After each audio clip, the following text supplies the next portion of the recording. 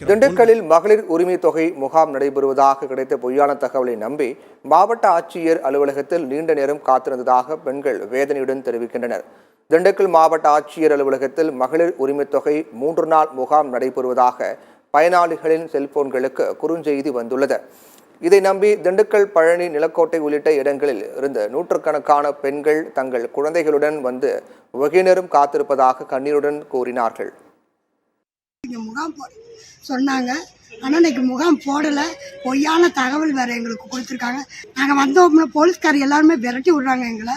நீங்கள் எப்போ முகாம் போடுறாங்களோ அப்போ வாங்க அப்படின்னு சொல்கிறாங்க. இதுக்கு ஒரு ரெஸ்பான்ஸு இல்லை, எதுவுமே இல்லை. அதுக்கு என்ன நடவடிக்கை நீங்கள் எடுக்க போகிறீங்க? எங்களுக்கு ஏதாவது ஒரு முடிவு சொல்லுங்கள். இது மெசேஜ் செல்லுக்கு வந்திருந்ததுங்க. இந்த 17, 19 2 நாள் மனு கொடுத்தா உடனே கிடைக்கும்னு சொன்னாங்க. அதனால நாங்கள் எல்லோரும் வந்திருக்கோங்க. இங்கே அந்த மாதிரியெல்லாம் எதுவும் மனு கொடுக்கலாம் இல்லை. லீவு சனிக்கிழமை. இங்கே இது பொய்யான தகவல்னு சொல்கிறாங்க. அதனால் நாங்கள் என்ன செய்யணும்னு தெரியலங்க சார்.